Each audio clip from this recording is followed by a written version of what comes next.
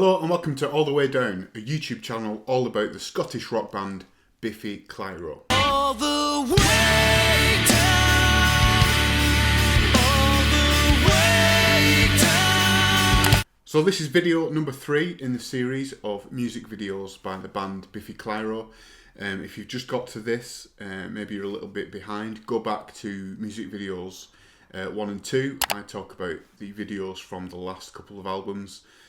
Starting with the first 3 albums, Black and Sky, Vertigo of Bliss, Infinity Land, and then I do albums 4 and 5, and now we're up to 6 and 7, which is Opposites and Ellipsis. I don't know why, but I have to say straight off the bat that these 2 albums are possibly, if I was to rank favourite albums, which will probably become a video in time, these 2 I probably say are my least favourite. Mainly because Ellipsis is in here and I think this is the weakest album they've put out so far. Opposites, I've done a video about how that could be better. Maybe give that one a watch as well. But if we're clumping these albums together to talk about their music videos, I'd say the albums, are the weakest. But there's some really good songs in here and some really good music videos. Let's kick off with the first one then.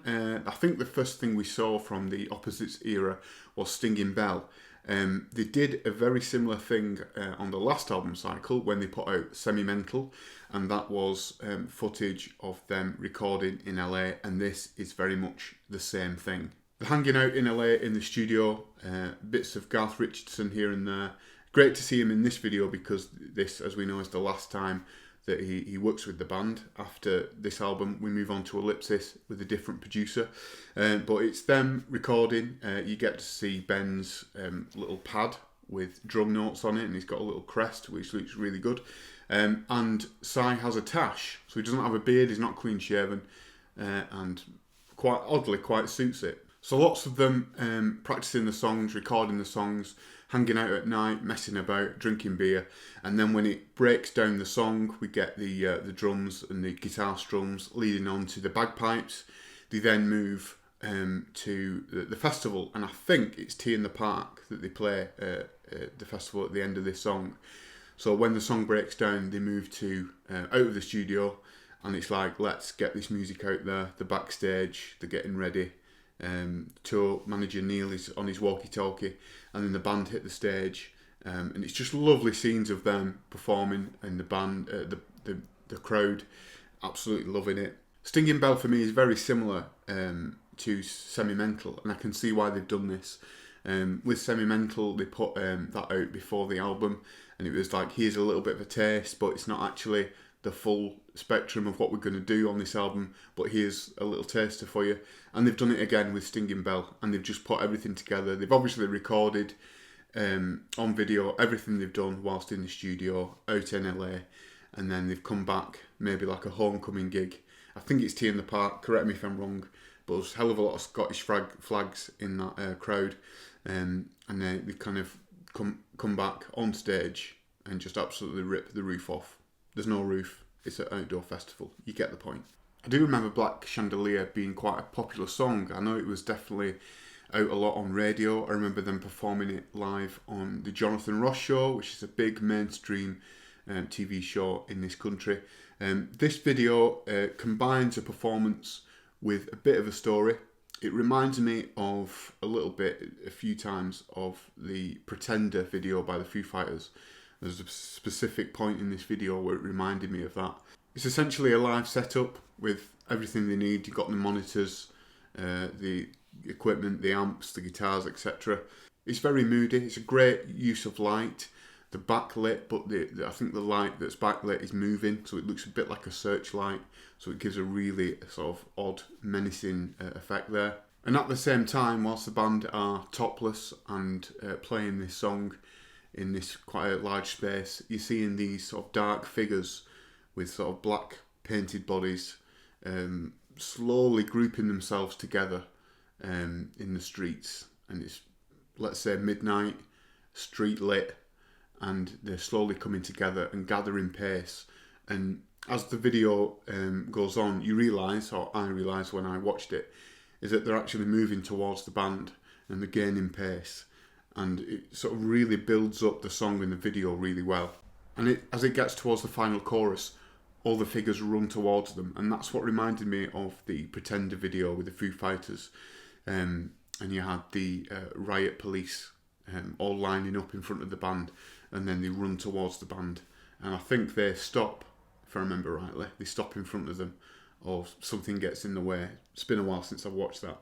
And on the final chord of the song, everything explodes and everything sort of moves away, but that still shot of them all hovering above them while the song's quite quiet, and I think it's the screenshot, the actual still of the video before you watch it on YouTube. So that's the kind of main thing that you see. And when the video was over, I really did think, is it quite symbolic, the fact that these sort of dark painted figures are moving around and getting closer to the band, getting closer to Psy, and then when it all explodes and the final chord hits, they all disappear.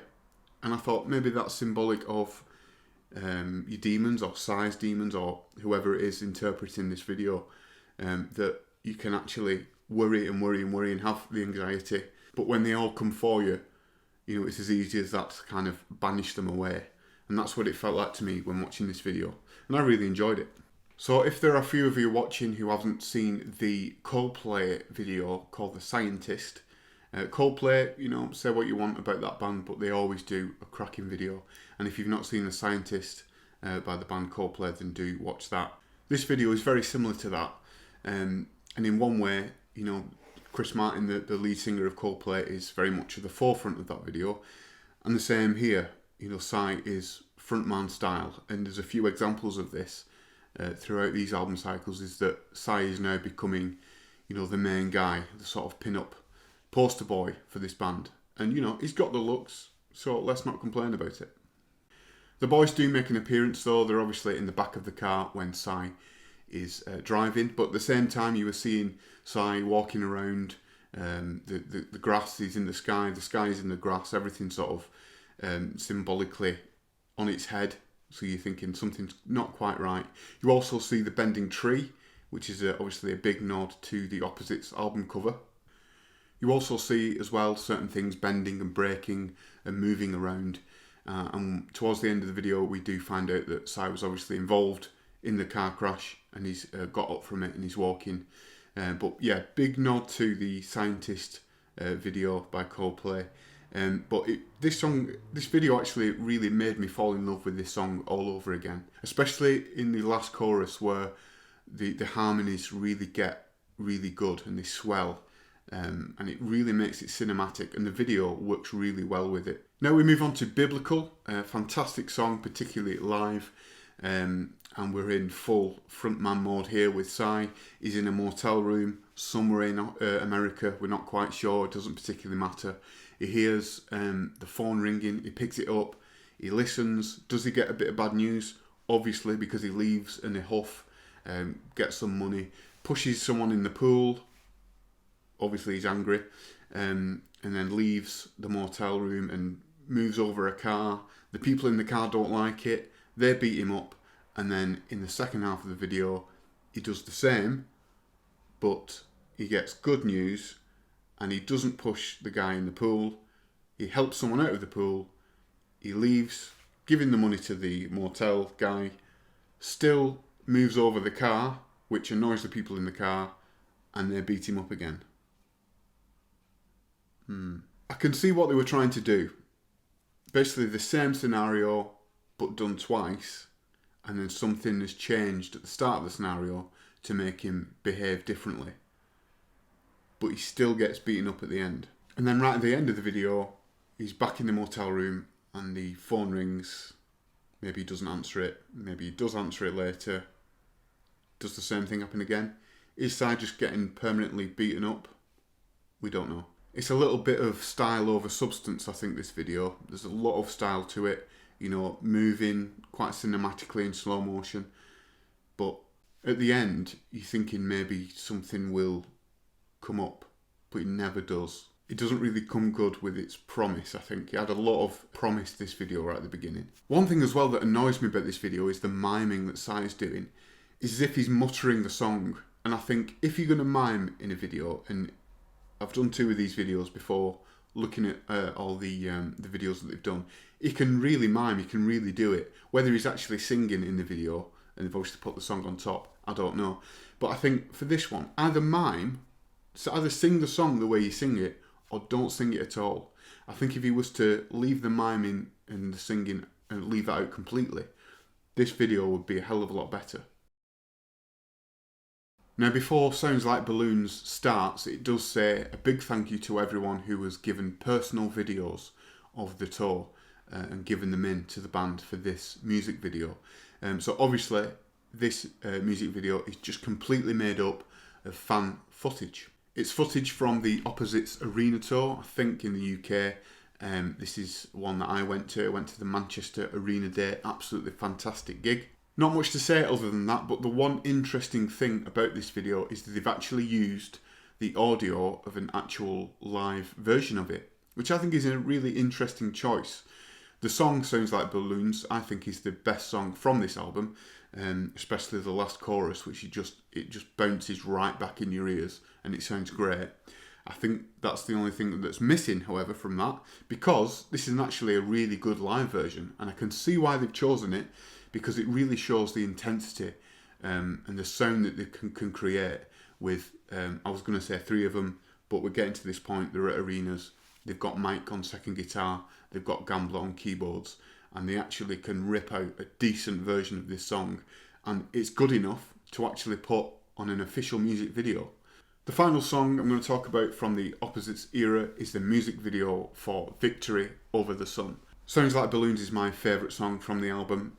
This one is a close second, if not for the quite chorus, which doesn't quite deliver. The rest of the song is absolute dynamite though. This video starts with Cy playing an acoustic guitar. I don't know why, because he doesn't play an acoustic guitar on this song. With people sat around him, including the band, Ben and James. Is it a church group? Is it an intervention? Is it some sort of support group? Maybe all 3.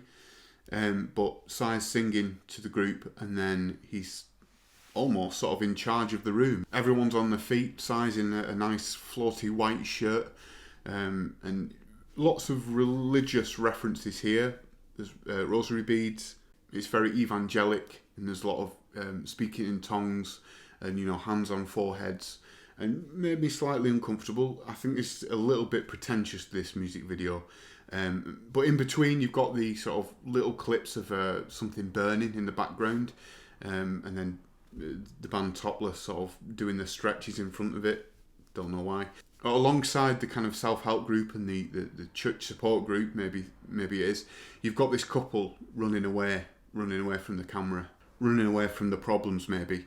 And the ending, I'm not really too sure what it's about, because you're thinking that they're the couple who burnt down this big barn, which is housing this evangelic church support group. But they walk into the room straight at, towards the end, and Cy's just there looking at them. And you're just left feeling a little bit cold. You don't really know what has happened, but it looks good all the same. Now we move on to the music videos for the album Ellipsis. Another 6 videos, the same amount as the last album Opposites. Quite a surprise actually when I was researching. I didn't realise that it was this many videos for this album. But let's take a look at the first one, which is Wolves of Winter. I was actually quite disappointed when I saw this song initially, considering how much I love the song. I think it's by far the strongest song on the album. Maybe On a Bang is a close second, but in terms of song openers, album openers, this song is fantastic. We all know that they opened a hell of a lot of gigs with it around this time, maybe still do at some points. But it's an animated video, which doesn't contain the band physically. I think the first music video that they've done to date, which actually doesn't contain the band. You do see an outline of them in animated form, but it's not actually them, because this is fully animated. If I was to sum it up, this is essentially a visualization, an animation of every nightmare I've ever had. It's got running dinosaurs, wolves, knights, skeletons, castles, guns, fighter planes, car chases. Even the car has the Monda Biff registration plate, which I thought was a lovely touch. Some bits look like a bit of stock footage that they've thrown in, but most of it actually looks pretty good. It's really compelling to watch. It just draws you in because there's always something there to take your eye, just to keep you watching. It's a cracking song as well, so that obviously helps. But at the same time, I just think they probably could have done more with it, and maybe they just wanted to rush it out. You know, they got a bit of animation together. When they've played this song live, I think a few festivals I've seen the visualization behind them on the big screen of the running wolf, which looks great. But I think for the official music video, the song's so great. You know, there's lovely bits of character in there with the breakdowns and the style of singing that Psy does. Maybe a performance video linked with something else would have worked. But honestly, I think the song holds up on its own. I think you just could have thrown anything in there. It's such a good song. Now we move on to the music video for Animal Style. It's a straight up performance video, but with a little bit of a twist, because it's a little bit postmodern in that they've deconstructed the idea of a music video, because you do get to see the backdrops of all three performers, Ben, James, Psy, performing in front of a backdrop, which basically saying that this is a music video, we're telling you it's a music video, this is what you can see. Added to that as well, at some points they're actually playing behind a kind of bank of screens, like a multi-screen thing, which actually showing their performance. So again, it's a little bit postmodern. It's showing you that, you know, the different elements of what a music video entails, and you know, the kind of black and white look to it looks really good. Psy's actually wearing a leather jacket in this one, looks really cool. The song isn't the strongest, but I think in this video they do the best to jazz it up. Later on in the video, there's a bit of haze, a little strobe, and they really sort of go to town towards the end. At the end of the video, they're playing topless, and they go a little bit crazy and start smashing up their instruments. To me, this is rock music video shorthand for we've kind of run out of ideas. The music video for Howl is a performance and a little bit of a story in there. Essentially, the band stumble into a bit of an Art Deco type bar. The twins get high on a hookah pipe, and Psy is given a cocktail, which he doesn't really know what's in it. And then all of a sudden, the band become the band on stage, and they start performing it. Meanwhile, you see the sort of shining twins turn into the twins of the band, and a few people dressed up. It's all a bit weird. It's all a bit circusy at times. There are dancers. There's a ghost serving you drinks. The song's not particularly good. I think it's a really weak song, maybe the weakest single they've ever put out. And the video is a lot more interesting than the song. It's weird, it's wonderful, and I bet you the band had a fantastic time, a hilarious time making this video. Now I've got a question for you. Is the box in the Flammable music video the same box that you see in the Barrowlands Ballroom live stream that they did in 2020? The box that they use in Flammable looks a lot bigger. Maybe it's sort of part of the box, I don't really know. But in Flammable, it's a 100% performance video, but they're in a glass box and there's fireworks going on outside of the box. And it creates a really cool effect as they're performing, because you can see at the side of them and sort of maybe in the periphery, and all around them is just these fireworks going off. The fireworks pull off a really great effect in this video, as well as the lasers that you see halfway through. And not to mention the band actually put on a really intense performance. It does actually look like they're actually performing this song with everything plugged in. Especially Psy, it looks like he's performing it for real in front of people. But obviously they've got the original song over the top. The music video for Rearrange is another Psy fest. It's in complete frontman mode, this one. You only see the Ben and James a couple of times on the beach, just looking into the middle distance. But it's mostly Psy singing to the camera against a window with a girl against a semi-transparent screen. There's a woman behind him covering his eyes, messing about with him. And it's all a bit sentimental, a bit solemn, a bit moody. It's nice, it's gentle, it's a little bit loving, and let's face it, suits the song perfectly. The The final video from the Ellipsis era is the song Friends and Enemies. I really like this song. It's one of the ones that really holds up well on the album. There's quite a few that don't, but if I was to salvage songs from the Ellipsis album, this would be one of them. It's a compilation of footage from the Ellipsis arena tour, and I have to say, of all the videos in this canon of kind of found footage, compilation footage, all put together and just thrown in to make a music video for a song, I'd have to say this is by far the strongest. The clips are so well chosen. It's if they've really sifted through everything and thought, right, what is the best possible clip we could put here for this part of the song. All the edits and the clips work in tempo with the song, and you can tell they've really taken the care and the time over this video. Loads of shots of the big full arenas. Obviously that's not going to do any harm. You know, you're a new fan coming to this, you're seeing what kind of show they can put on. This is the arenas that we're playing to. Absolute sellouts when we do arena shows now. Lots of shots of the band in full flow, backstage, messing about, getting ready. And I thought it was really, really good, this video. And also that added effect of static, gives it a bit of extra character. It's not just shot, shot, shot, shot. They've moulded it together with that lovely sort of staticky effect. So there are the 12 videos from the Opposites and Ellipsis era of the band. I'm going to choose my top 3 right now.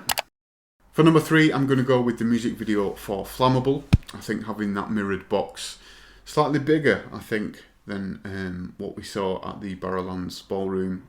Do let me know if you think it's the same one. I'm pretty sure it is.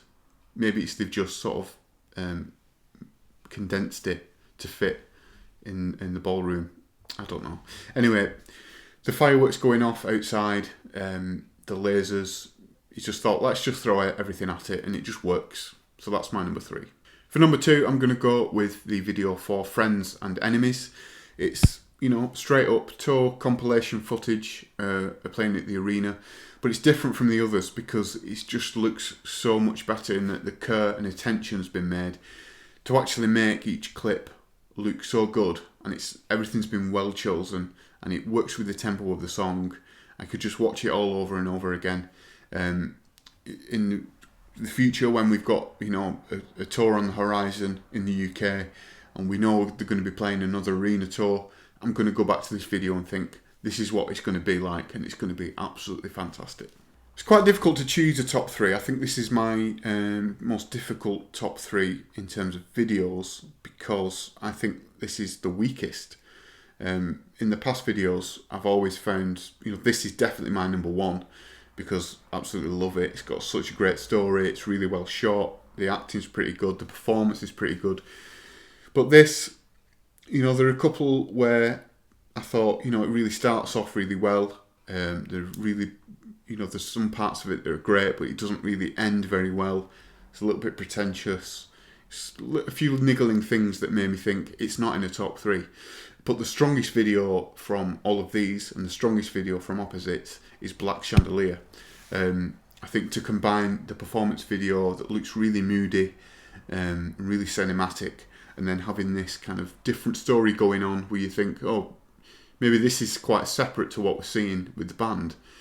But as the song moves on, you realise that they're actually coming to get the band, and it all sort of comes together, and then everything sort of blasts away.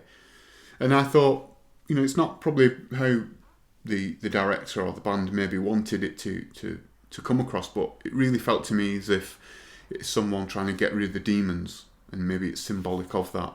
I just thought it was really cinematic, and it really worked, so that is my number 1.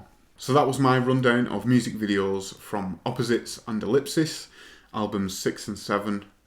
Do go back to the other music videos from the first 3 albums, 4 and 5. This one is 6 and 7, and I'll join you in a bit for the other music videos from the other Biffy Clyro albums. All the way